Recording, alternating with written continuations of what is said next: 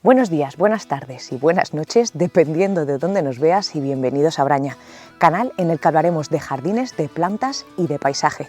Empezamos nuestro canal con una sección llamada Esto no es un jardín normal, en la que recopilamos jardines que por sus características se salen del concepto habitual de jardín.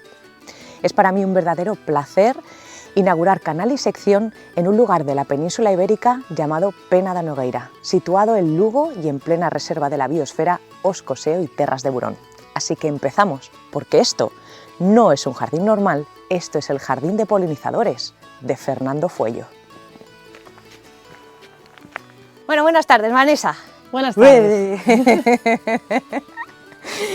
Vale. Me llaman Alberto, Berto, Bertín, Uría, depende, cada cual respondo a todo. Vale. Venga, Bueno, la primera pregunta es obligatoria y sería ¿qué es el Jardín de Polinizadores de Fernando Fuello?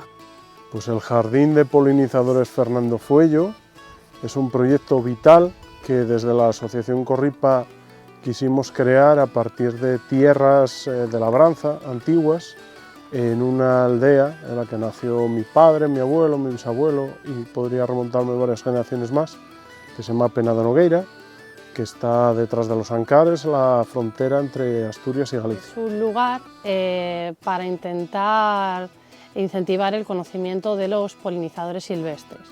Al final estos animales son animales muy desconocidos y de esta manera podemos atraer a la gente y que la gente conozca la importancia que tienen estos insectos para la naturaleza y para nosotros mismos. ¿Y qué supone la figura de Fernando Fuello para el jardín y para la Asociación Corripa?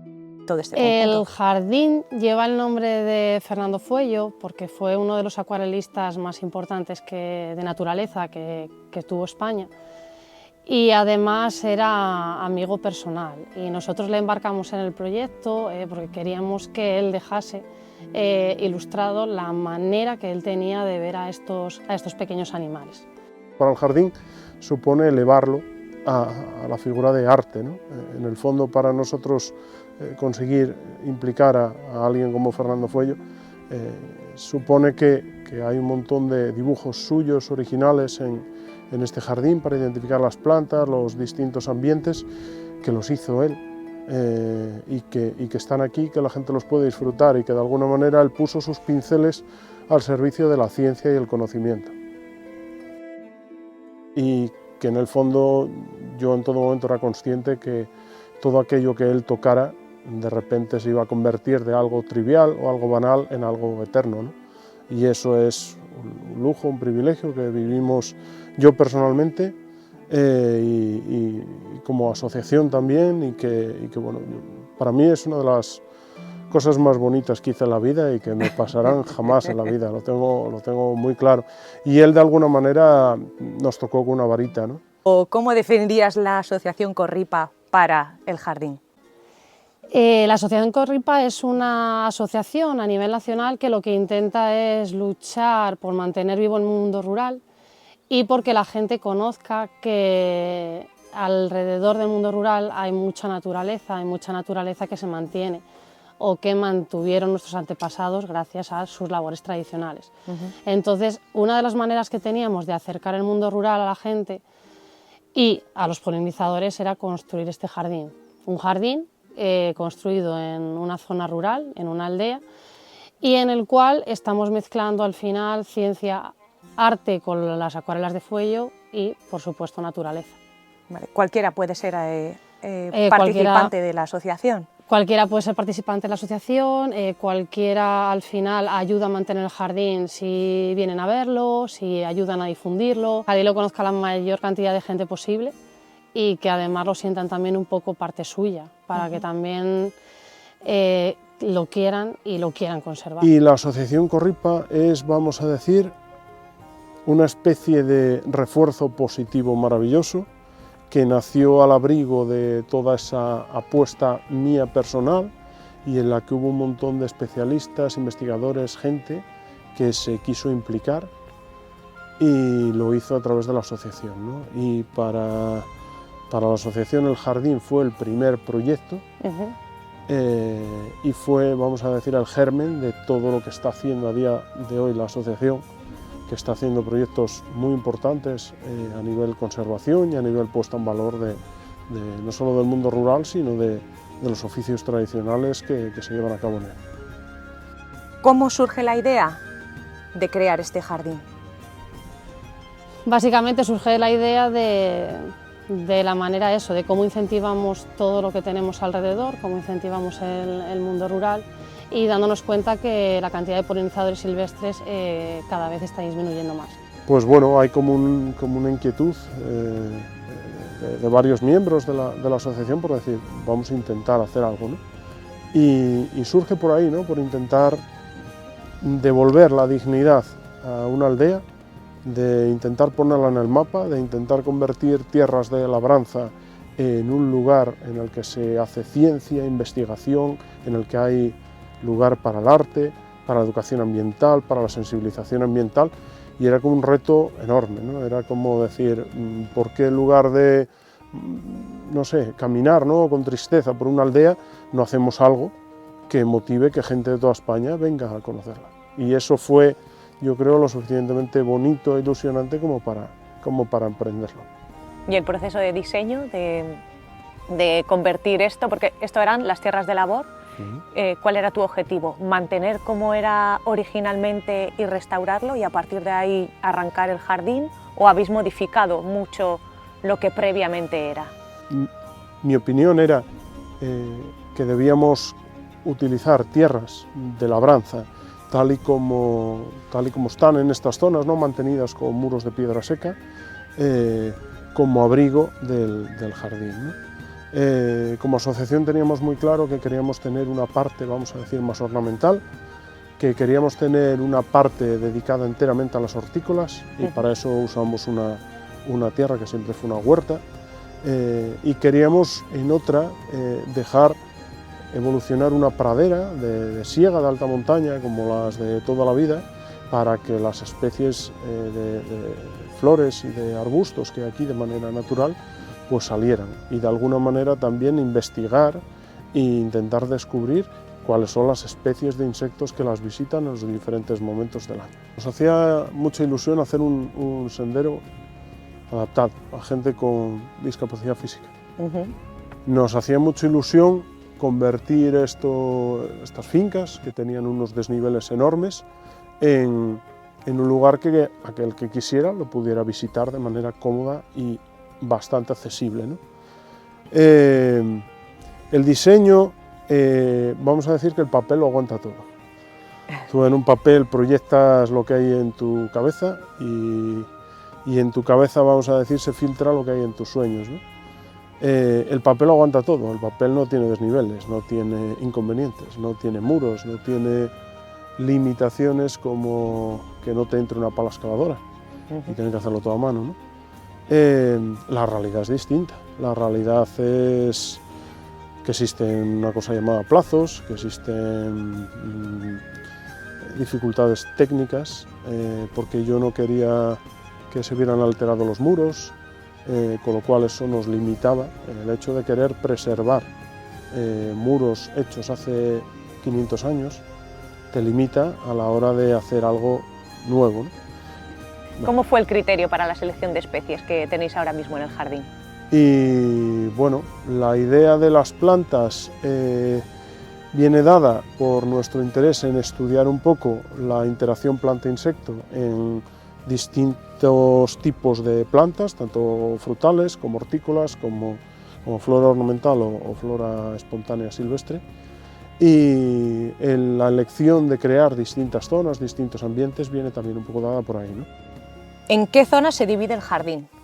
El jardín se divide en varias zonas. Tenemos una zona de aromáticas, luego tenemos una zona de hortícolas, que sobre todo se ponen las hortalizas de temporada, y luego tenemos una zona de frutales en la que hay peral, ciruelo y cerezo. Debajo de los frutales lo que dejamos es una pradera para que crezcan las herbáceas silvestres, las propias de la zona. Y luego tenemos una zona de árboles forestales, de serbales, majuelos, para hacer una especie de seto vegetal. Ahora mismo el jardín en realidad Hablamos de que es un jardín, que es la parte delimitada, de 3.500 metros cuadrados, pero en realidad eso es una pequeña trampa, ¿no? Porque el jardín en realidad es un pequeño oasis. Está rodeado de un bosque mixto, con castaños de más de 500 años, que evidentemente sirven de comida, de abrigo y de refugio a todos esos insectos, ¿no? Cuando tenéis que ir a pedir y decir y llevar los papeles para decir, mira, voy a hacer un jardín, pero no para personas, la voy a hacer para insectos, ¿qué caras ponía la gente? Pues entiendo que la cara de estos están locos, no saben lo que están haciendo y cómo van a hacer un jardín así. Pero bueno, al final el jardín es una realidad y la gente está viniendo a verlo y nos está llevando a poder realizar esos estudios con diferentes investigadores para conocer qué insectos hay aquí que no se conocen en realidad. Porque el objetivo de este jardín es no solo que sirva de alimento, guarida, hogar para las poblaciones de insectos de la zona, sino también para poder hacer un estudio de la diversidad, ¿no?, que hay en esta zona del oriente de Galicia.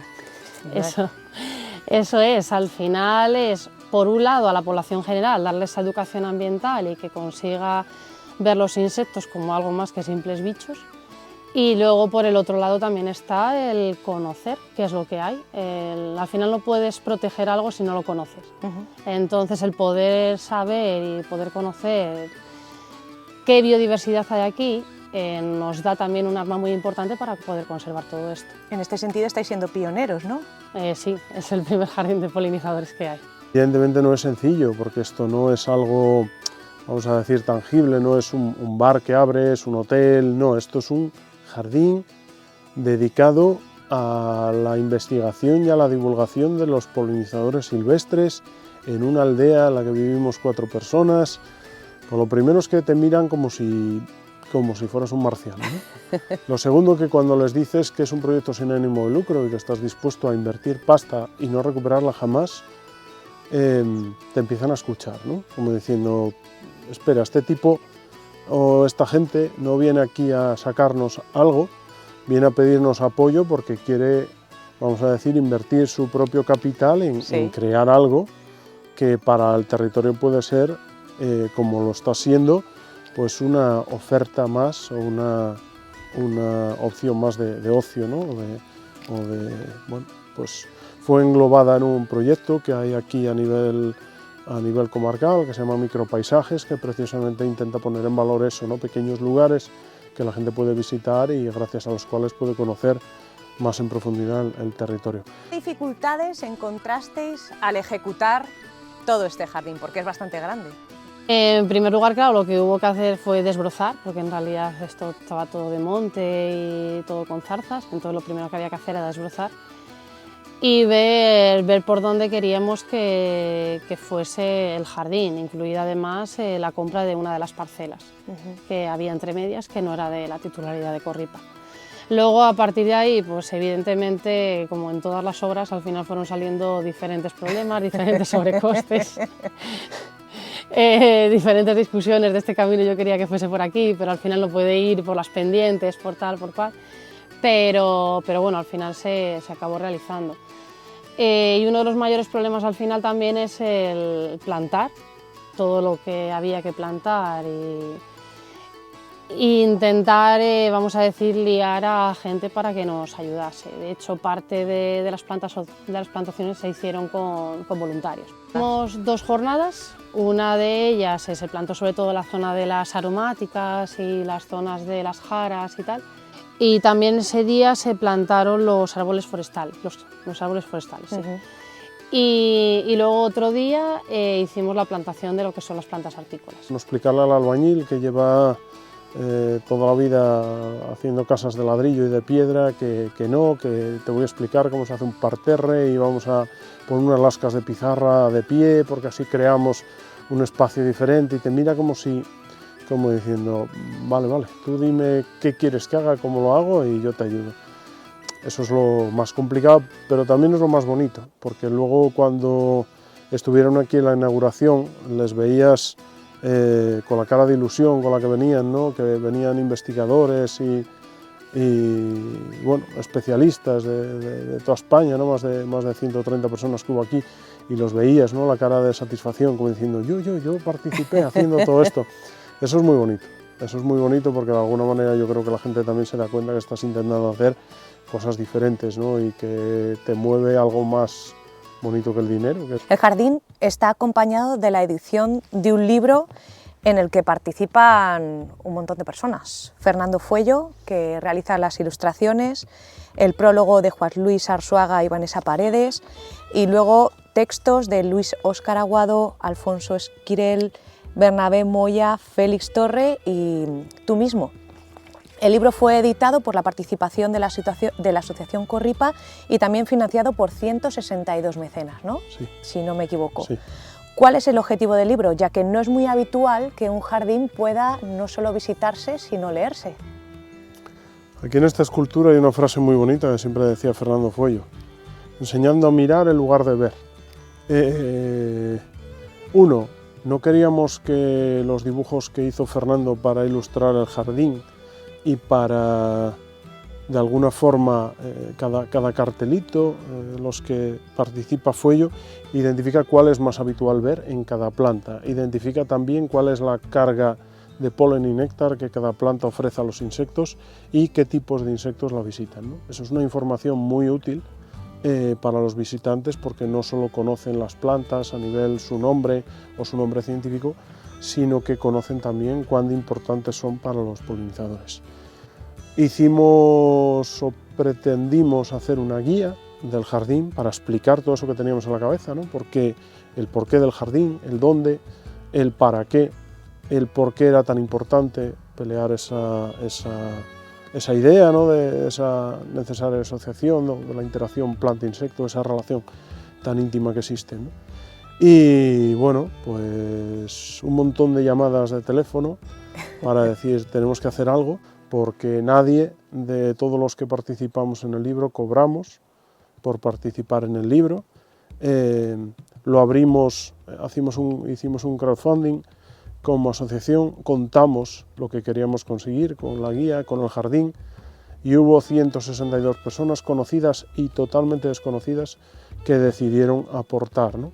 A día de hoy presentamos ya la guía del jardín de polinizadores Fernando Fuello en un montón de lugares de España.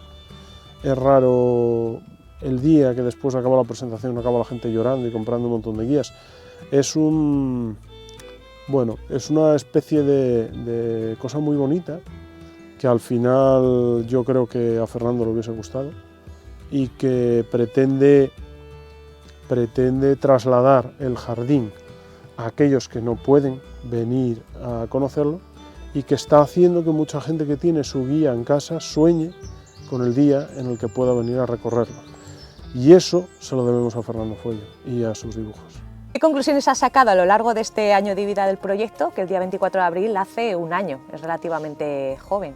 De hecho, mira, una de las cosas que decía Fuello era eso, que a la gente había que enseñarla a mirar en lugar de ver, y al final una de las cosas que tiene este proyecto es eso, ¿no? Que les enseñas a la gente a mirar a los insectos con otra perspectiva de la que teníamos antes. Sí que es verdad que la gente que venga a ver el jardín no tiene que pensar en un jardín totalmente desbrozado, verdecito, todo muy colocadito, cada piedra en su sitio, porque al final una de las gracias que tiene el jardín es que no es para nosotros, que es para los insectos. Y a los insectos lo que les gustan son sus plantas altas con sus flores y que segreguen el néctar que a ellos les gusta. Entonces tienen que venir con eso, precisamente, con otra mirada, con la mirada de un insecto. En un año, yo, que soy uno de los que más ando por aquí, saco muchas conclusiones. Una, que a los insectos les gusta, con lo cual ya cumplimos el mayor de los objetivos. Esas 144 especies de abejas lo dictaminan, otras cuantas decenas de especies de moscas, escarabajos, avispas, mariposas, polillas. Estamos encontrando una biodiversidad enorme solo en el jardín. Dos, el jardín está en una fase totalmente embrionaria. Plantamos frutales a marco real de 10 por 10 porque queremos que sean manzanos que alcancen los 6-7 metros de perímetro. No vamos a podar los frutales, no vamos a no sé, a quitar las cebollas para comérnoslas, ¿no? El objetivo no es plantar cebollas para comer cebolla, el objetivo es plantar cebolla para que la cebolla dé flor y estudiar qué insectos visitan la flor que da la cebolla. O no es darle una forma productiva a un ciruelo, a un membrillo, no, es simplemente ver cómo ese árbol evoluciona de manera natural y estudiar qué insectos lo visitan en cada momento, ¿no? Y ese es el reto, ¿no? La conclusión es que nos queda muchísimo trabajo por hacer, que estamos aprendiendo mucho a base de palos y que el jardín tenemos claro que va a ir evolucionando con el paso de los tiempos y con la aportación de cada cual, y que vamos a tardar toda la vida en verlo como lo queremos ver, ¿no? En verlo como lo soñamos, ¿no? Tanto nosotros como con Fernando Furia. Desde la Asociación Corripa y el País del Abelleiro hacéis unas jornadas que se denominan Ciencia en la Aldea, ¿no? Y en su primera edición habéis conseguido reunir aquí, en el Jardín de Polinizadores de Fernando Fuello, 130 personas, en Pena de Nogueira, un pueblo perdido donde Cristo perdió la chancla. ¿Cómo habéis conseguido hacer eso? Bueno, no llega ni a pueblo, en realidad Pena de Nogueira es una aldea en la que viven solamente 3 personas.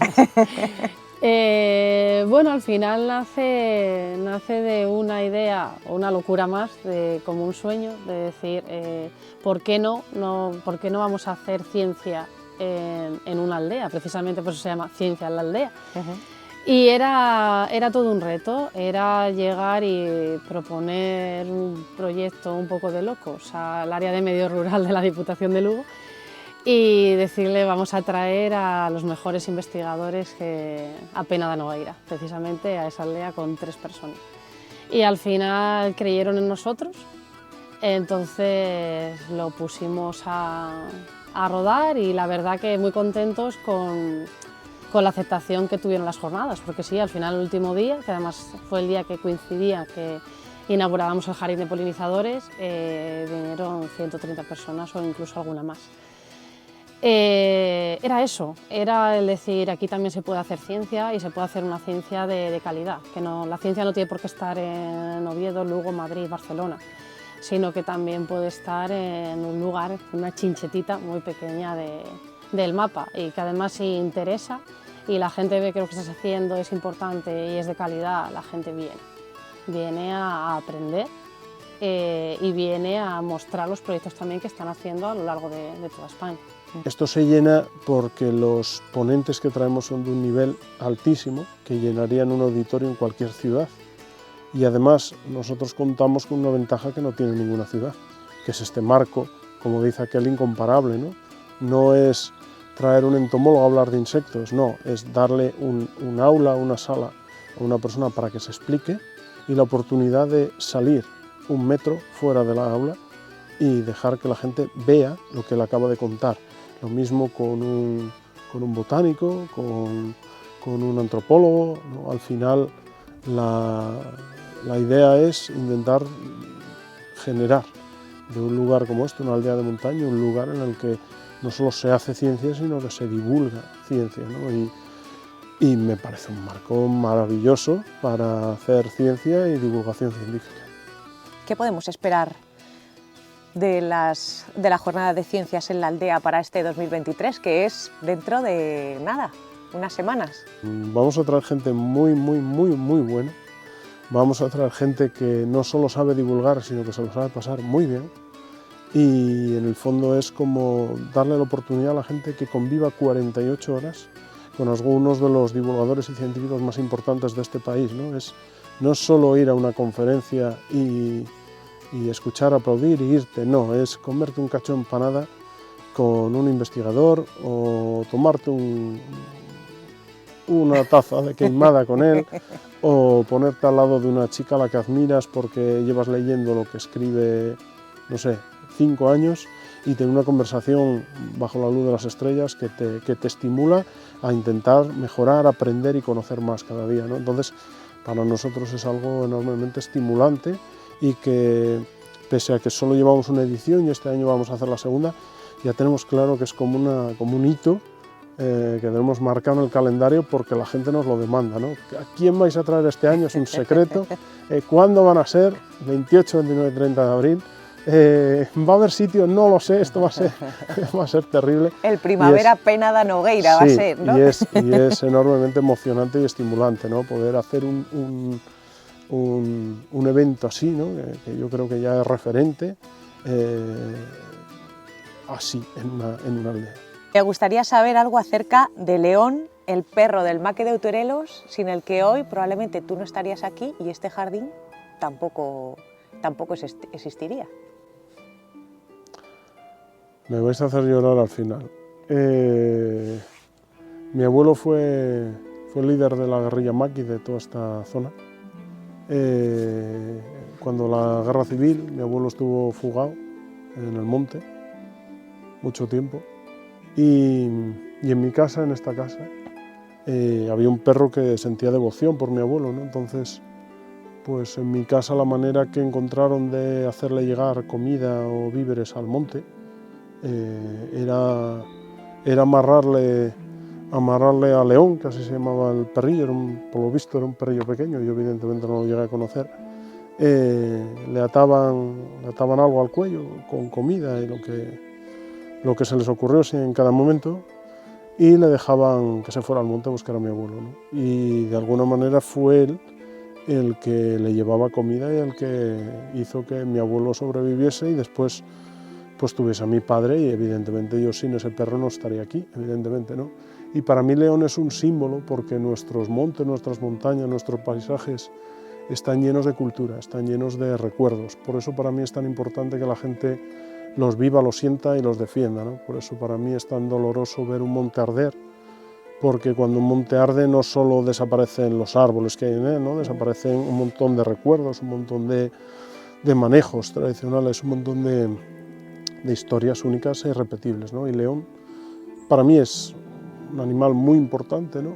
Pero al final es un símbolo. Para mí ese perro al que yo nunca conocí es un símbolo de supervivencia, es un símbolo de amistad y de lealtad, y es un símbolo de compromiso real con un territorio. ¿Cómo se vive personalmente luchar día a día por todo eso en un lugar tan lejano de todo? Se vive con ilusión, a veces al final nace como un sueño, pero como todos los sueños, a veces que tiene su parte buena y su parte mala. Y al final, cuando ves que las cosas salen, que hay gente que viene 130 personas a la aldea y que todo el mundo está encantado, por ejemplo, con las jornadas, estás contento, pero al final el camino fue complicado. Bueno, al final son dos ambientes totalmente diferentes y son dos maneras totalmente distintas de vivir, vamos a decir, pero evidentemente, bueno, yo soy ambientóloga, entonces al final todo lo relacionado con la naturaleza y tal, al final me acaba llamando y es algo como que te tira. ¿Cuánto llevas luchando aquí en Pena da Nogueira como apicultor? Yo llevo luchando aquí como apicultor desde 2010, hace ya 13 años de mi vida. En ese momento que decidiste abandonar Oviedo y venirte para la casa de tu familia, ¿imaginabas hoy en día estar donde estás ahora mismo? No, evidentemente no. Yo no tenía, vamos a decir, unas ilusiones tan grandes, ¿no? No tenía nunca, no me siento, no creo que yo sea una persona pretenciosa, ¿no? Simplemente sí me enseñaron toda la vida que hay que luchar por aquello lo que crees y por aquello a lo que quieres, y al final, bueno, esto tiene un componente muy grande de amor, de pasión y de emoción, y tiene un componente también grande de locura, ¿no? Es decir, me hace ilusión esto, voy a luchar por ello, ¿no? ¿Por qué no? Para mí el dinero no está dentro de mis prioridades, entonces yo necesito hacer cosas que me estimulen y que me emocionen. Yo necesito hacer cosas que, pese a que sean a lo mejor menos rentables, me hagan sentir orgulloso, ¿no? Yo necesito pensar en mis mayores o en mis abuelos, ¿no? Y pensar que si viera lo que estoy haciendo estarían contentos. Eso es lo que a mí me motiva en el día a día, ¿no? Y evidentemente cuando yo vine para aquí, que estaba todo abandonado y todo pues, mal, pues no tenía tantas ilusiones, ni tantos anhelos, ni tenía todo esto en mi cabeza, ¿no? Y esto, bueno, viene a base de, bueno, de ir luchando, de ir ilusionándote, ¿no? De decir, ¿y por qué no? ¿Y por qué no?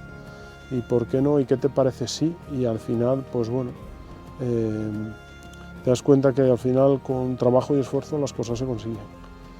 Hay que buscarse mucho la vida y dormir poco y discutir mucho y soñar, pero al final lo que se lucha no se olvida y lo que se pelea se consigue. Muchas gracias, Vanessa Paredes. ¡Un fuerte aplauso! De nada. Oh, muchas gracias. Bueno, ya está, ¿no? Joder, madre de Dios. Oye. Me acaban de desnudar.